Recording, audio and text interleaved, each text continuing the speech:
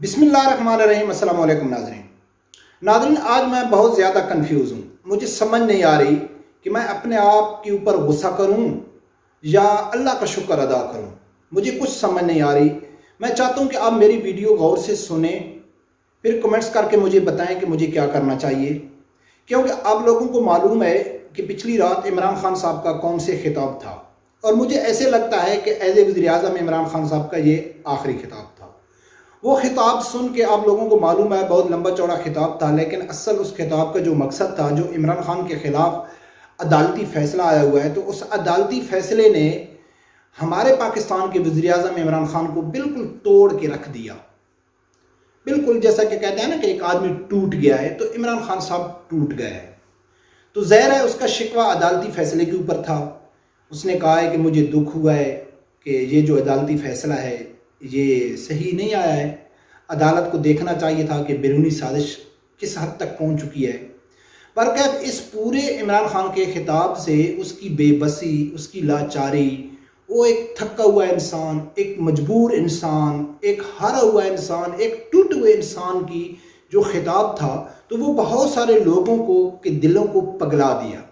جو اس کے چاہنے والے ہیں تو یقیناً میں یہ بھی کہتا ہوں کہ کئی لوگ رونے بھی لگ گئے ہوں گے، لیکن جو تھوڑے بہت نیوٹرل انسان ہیں وہ بھی یہی سوچنے پہ مجبور ہوں گے کہ یار جیسا بھی تھا، لیکن عمران خان صاحب ایک دبنگ تقریر کرنے والا انسان تھا، لیکن وہ بالکل ایک ٹوٹا ہوا انسان قوم سے خطاب کر رہا تھا۔ تو یہ سب کچھ دیکھ کے تو میرے دل میں ذرے بھر بھی نہ ترس آیا، نہ میں ایموشنل بلیک میل ہوا، نہ تھوڑا سا بھی یہی نہیں سوچا کہ چلو یار جیسا بھی تھا عمران خان صاحب کی یہ جو تقریر تھی، یہ خطاب تھا، یہ بہت ایک مایوس کن تھا، نہیں آیا۔ تو میں سوچنے پہ مجبور ہو گیا کہ یار میں ایسا سنگ دل کیسے ہو گیا۔ حالانکہ یقین مانیں کہ میرے دوستوں میں زیادہ ایموشنل بلیک میل بہت جلدی ہوتا ہوں، میرا بہت تھوڑا دل ہے، چھوٹی چھوٹی باتوں پہ اکثر فلم ڈراموں کے سین دیکھ کے بھی مجھے رونا آ جاتا ہے، لیکن یہاں مجھے ترس نہیں آیا۔ تو میں بہت زیادہ پریشان تھا کہ یار آخر وجہ کیا ہے، کیوں مجھے ترس نہیں آیا۔ تو میں اس نتیجے پہ پہنچا ہوں کہ کاش میری تاریخ کمزور ہوتی، کاش میری یادداشت کمزور ہوتی، کاش میں بھی صرف تقریریں سن کے خوش ہونے والا انسان ہوتا، کاش میرے سامنے ایک 60 سالہ ایک معذور بزرگ شیخ الحدیث کی وہ تصویر نہ ہوتی کہ جب اس کے اوپر شیلنگ کی جا رہی تھی، ان کے اوپر گولیاں برسائی جا رہی تھی، اس کو سردی کے موسم میں ایک اپاہج انسان کی کمبل گیلا کر کے اس کو جیل میں رکھا گیا۔ کاش میرے سامنے ان لوگوں کی تصویریں نہ ہوتی جن کے اوپر سیدھی سٹریٹ گولی چلائی گئی، ان کے اوپر شیلنگ کی گئی۔ صرف ان کی غلطی اتنی تھی کہ وہ کہتے تھے کہ جس نے ہمارے نبی اکرم صلی اللہ علیہ وسلم کی شان میں گستاخی کی ہے اور اعلانیہ گستاخی کی ہے، ان کو ہمارے ملک میں رہنے کا کوئی حق نہیں ہے۔ ان کی صرف غلطی اتنی تھی۔ اور جس سپریم کورٹ کا، جس عدالتی فیصلے کا عمران خان صاحب گلہ کر رہے تھے، شکوہ کر رہے تھے، کاش وہ عدالتی فیصلہ میرے سامنے نہ ہوتا جو آج سے 3.5 سال پہلے آیا تھا، اور اس عدالتی فیصلے کی وہ تقریر کاش میں نے عمران خان صاحب کی نہ سنی ہوتی کہ عمران خان صاحب نے کہا تھا کہ یہ مٹھی بھر لوگ کیا چاہتے ہیں، یہ مٹھی بھر لوگ جو روڈوں پہ آ گئے ہیں، آپ کو ان لوگوں کی باتوں میں نہیں آنا ہے، کیونکہ یہ لوگ ملک دشمن ہیں، یہ ملک دشمن عناصر ہیں، یہ عدالتی فیصلے کو نہیں مان رہے۔ کاش یہ تقریر میں نے آج نہ سنی ہوتی، کاش اس ٹائم مجھے یہ معلوم نہ ہوتا کہ اس عدالتی فیصلے کے پیچھے یورپی یونین کا ہاتھ ہے، کاش مجھے اس چیز کا علم نہ ہوتا کہ وہ عدالتی فیصلے کے پیچھے امریکہ کا ہاتھ ہے، کاش مجھے یہ معلوم نہ ہوتا کہ اس عدالتی فیصلے کو فل سپورٹ کیا تھا عمران خان صاحب نے، کاش مجھے یہ معلوم نہ ہوتا کہ عمران خان صاحب نے کہا تھا کہ جو پاکستان کے عدالتی فیصلے ہیں وہ قرآن و سنت کے مطابق ہوتے ہیں، کاش مجھے یہ معلوم نہ ہوتا کہ اس عدالتی فیصلے کے اوپر عمل درآمد کرنے کے لیے عمران خان صاحب نے 40,000 علماء اکرام کو، جس میں کافی بزرگان دین بھی تھے، علماء اکرام تھے، ان میں کافی یعنی کہ بزرگ شخصیتیں تھیں جن کی بڑی بڑی خدمات تھیں اسلام کے لیے، ان کو پکڑ کے جانوروں کی طرح جیل میں ڈالا گیا، اور ان میں کئی بزرگان دین کی جیل میں شہادتیں بھی ہو گئیں۔ کاش مجھے یہ یاد نہ ہوتا، کاش مجھے ان بزرگان دین کو جیل میں ڈالنے سے پہلے ان کے ساتھ جو اس عمران خان نے جھوٹا معاہدہ کیا تھا، کاش مجھے یہ معلوم نہ ہوتا۔ کاش مجھے عمران خان صاحب کا وہ BBC کا انٹرویو معلوم نہ ہوتا کہ جو اس نے کہا تھا کہ ہم نے آسیہ کو چھوڑا ہے، ایک چھوٹا سا گروہ تھا کہ جس نے پچھلی حکومتوں کو جرمال بنایا ہوا تھا، وہ روڈوں پہ آ گئے، انہوں نے احتجاج کیا اور ہم نے ان کو پکڑ کے جیل میں ڈالا۔ کاش میرے سامنے وہ ویڈیو جو BBC کا انٹرویو تھا وہ میرے سامنے نہ ہوتا۔ کاش وہ سینٹ کی تقریر میں نے نہیں سنی ہوتی امریکہ کی کہ جس میں کہا گیا تھا کہ 2.29 ملین پاؤنڈ ہم پاکستان کو نہیں دیں گے جب تک آسیہ ملونہ رہا نہیں ہوتی۔ کاش میرے سامنے گیرٹ ویلڈر، دنیا کا بدترین شخص جس نے نبی اکرم صلی اللہ علیہ وسلم کی شان میں گستاخی کی تھی اور اس کے کارٹون بنانے کا پروگرام کیا تھا، جس کے خلاف علامہ خادم حسین رضوی رحمۃ اللہ علیہ نے فتویٰ دیا تھا کہ اس کو قتل کر دو، اور ایک نوجوان اس کو قتل کرنے کے لیے جا رہا تھا اور رستے میں وہ پکڑا گیا تھا، آج بھی وہ ہالینڈ کی جیل میں ہے۔ کاش مجھے یہ معلوم نہ ہوتا۔ کاش اس گیرٹ ویلڈر نے اپنا پروگرام کینسل کر دیا تھا کہ ایک پاکستانی خادم حسین رضوی ہے، اس نے مجھے قتل کرنے کی دھمکی دی ہے، مجھے اپنے ملک کی عوام اور میری جان مجھے عزیز ہے، برکہ میں یہ پروگرام فی الحال کینسل کرتا ہوں۔ کاش مجھے یہ معلوم نہ ہوتا۔ کاش اس گیرٹ ویلڈر کا وہ ٹویٹ میرے سامنے نہ ہوتا کہ ویل ڈن عمران خان صاحب، آپ نے اس شخص کو جیل میں ڈالا ہے کہ جس نے مجھے قتل کرنے کی دھمکی دی تھی۔ کاش میرے سامنے وہ ٹویٹ نہ ہوتا کہ جب خادم حسین رضوی صاحب کو رہا کیا گیا تھا تو اس گیرٹ ویلڈر نے کہا تھا کہ عمران خان آپ نے اس کو کیوں رہا کیا ہے، کہ اس نے تو مجھے قتل کرنے کی دھمکی دی تھی۔ کاش مجھے 2020 انٹرنیشنل ریلیجس فریڈم کی وہ رپورٹ میرے سامنے نہ آئی ہوتی جس میں لکھا ہوا تھا کہ عمران خان صاحب بہت اچھے کام کر رہا ہے، جس کی وجہ سے ہم اس کی تعریف کرتے ہیں، خاص کر اس نے 4 کام بہت اچھے کیے ہیں اور ہم امید کرتے ہیں کہ آگے بھی وہ اچھے کام کرے گا۔ تو ان 4 کام کاش مجھے معلوم نہ ہوتے کہ کرتارپور بارڈر کھولنا، گرو نانک یونیورسٹی بنانا، 4 سمندر کا اعلان کرنا اور خاص کر آسیہ ملونہ کو رہا کرنا۔ کاش میرے سامنے وہ عمران خان کی سپیچ نہ ہوتی کہ تحریک لبیک کا اور ہمارا جو مقصد ہے وہ ایک ہی ہے، ہم بھی نبی اکرم صلی اللہ علیہ وسلم کی شان سے عزت محبت کرتے ہیں، لیکن ہم فرانسیسی سفیر کو نہیں نکال سکتے کہ ہماری معیشت بڑی کمزور ہے، ہم بھوکے مر جائیں گے۔ کاش یہ سب کچھ میرے کو معلوم نہ ہوتا۔ کاش مجھے وہ معلوم نہ ہوتا کہ شیخ رشید نے کہا تھا کہ ہم مجبور ہیں کہ روس، سعودیہ، یورپی یونین، فرانس کا ہمارے اوپر پریشر ہے کہ آپ نے تحریک لبیک کے خلاف کیا کام کیا ہے، تو میں نے کہا ہے کہ ہم نے تو ان کو کالعدم قرار دے دیا ہے۔ کاش عمران خان صاحب کا وہ سٹیٹمنٹ میرے سامنے نہ ہوتا کہ فرانس کے سفیر کو نکالنے کا مقصد ہے کہ یورپی یونین کے ساتھ تعلق ختم کر دو۔ کاش میرے سامنے وہ معید پیرزادہ کا انٹرویو نہ ہوتا کہ جس میں عمران خان صاحب نے کہا تھا کہ معید، دل میرا بھی کرتا ہے کہ بچوں سے زیادتی ہونے والے مجرموں کو سرعام پھانسی ہونی چاہیے۔ تو معید پیرزادہ نے کہا تھا کہ عمران خان صاحب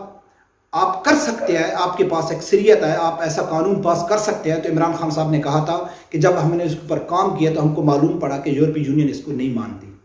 کاش میرے سامنے وہ کچھ دن پہلے کا فرانسیسی چینل کو انٹرویو دیتے ہوئے عمران خان صاحب نے صحافی کے ایک سوال میں جواب میں کہا تھا کہ میکرون ہمارے لیے بہت اہمیت رکھتا ہے۔ کون سا میکرون؟ فرانس کا وہ صدر جس نے سرکاری لیول پہ نبی اکرم صلی اللہ علیہ وسلم کی شان میں گستاخی کی تھی، وہ اس کے لیے عمران خان صاحب کہتا ہے کہ وہ ہمارے لیے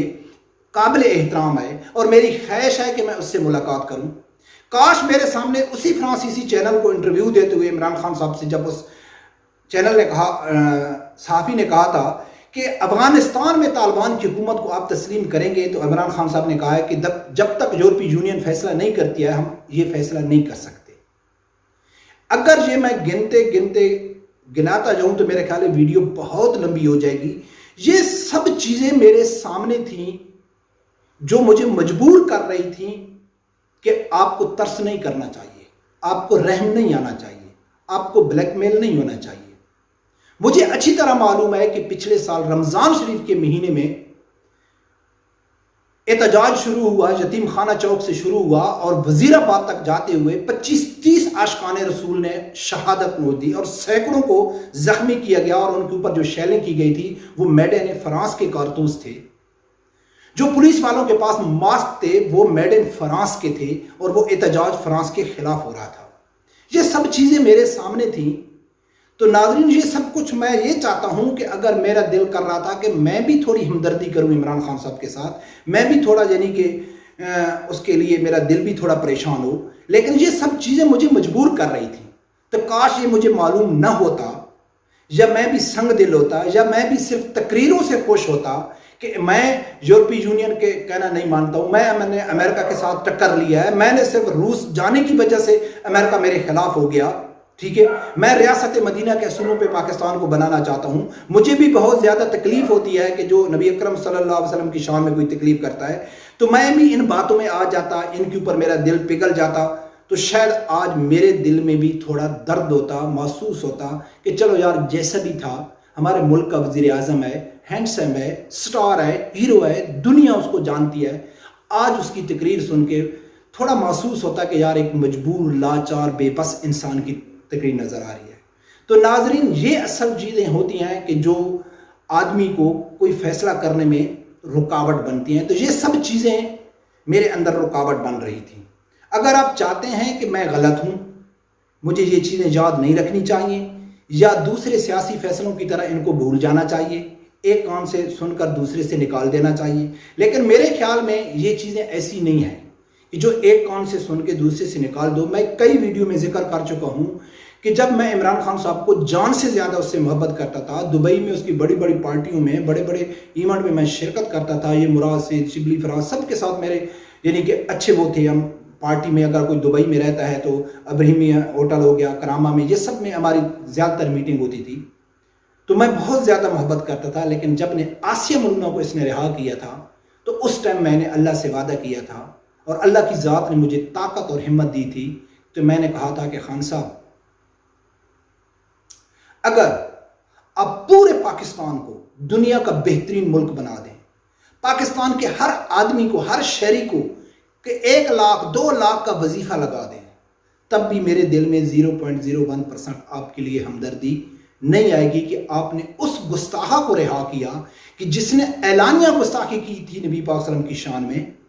جس کو پاکستان کی 3 معزز عدالتیں سزا دے چکی تھیں، جس کے پاس آخری صدر کی، وزیر اعظم کی جو اپیل ہے اس کا ٹائم ختم ہو گیا تھا، اور وہ ننکانہ صاحب میں رہنے والی ایک عام کرسچن لڑکی تھی جس کے لیے پورا یورپ اکٹھا ہو گیا، جس کے لیے کینیڈا، فرانس، ہالینڈ، امریکہ سب اکٹھے سر جوڑ کے بیٹھ گئے تھے، اس کو رہا کیا گیا۔ اور اس ٹائم بھی میری غلطی تھی کہ بہت سارے جو پی ٹی آئی کے لوگ ہیں نا، وہ یہ سب کچھ جانتے ہوئے بھی عمران کو سپورٹ کر رہے ہیں۔ کوئی کہتے ہیں کہ یہ عدالتی فیصلہ تھا، کوئی کہتے ہیں کہ نہیں جی اس میں عمران کی کیا غلطی ہے، کوئی کہتے ہیں کہ جی حکمران کی بات ماننی چاہیے۔ لیکن اس ٹائم بھی میری غلطی تھی کہ میں اس آسیہ ملونہ کے جو کیس کو 10 سال پہلے، سلمان تاثیر سے پہلے جب اس لڑکی نے گستاخی کی تھی، تو میں علماء اکرام کو فالو کرتا تھا، 10 سال پہلے بھی مجھے آسیہ کے کیس کے بارے میں ڈیٹیل سے معلوم تھا، جو عمران خان صاحب کے لیے میرے دل میں اس ٹائم نرمی نہیں جاگی تھی جو آج نہیں جاگ رہی ہے۔ تو میں نے اس ٹائم فیس بک میں ایک سٹیٹس لگایا تھا کہ عمران خان صاحب میرے دل میں 0.01% بھی ہمدردی نہیں آئے گی، اور الحمدللہ آج تک ہمدردی نہیں آئی ہے، کیونکہ میں تقریروں سے خوش نہیں ہوتا ہوں، میں بڑے بڑے باتیں کرنے سے خوش نہیں ہوتا ہوں، میں عملی کام دیکھتا ہوں کہ عمران خان صاحب نے 3.5 سال میں عملی کام کیا کیا ہے، 3.5 سال میں اس نے امریکہ سے کون سی ٹکر لی ہے، 3.5 سال سے اس نے دین کے لیے کون سا کام کیا ہے۔ 3.5 سال میں جب عمران خان صاحب نے 3.5 سال پہلے یورپی یونین میں کھڑے ہو کے کہا تھا، جس تقریر کی وجہ سے،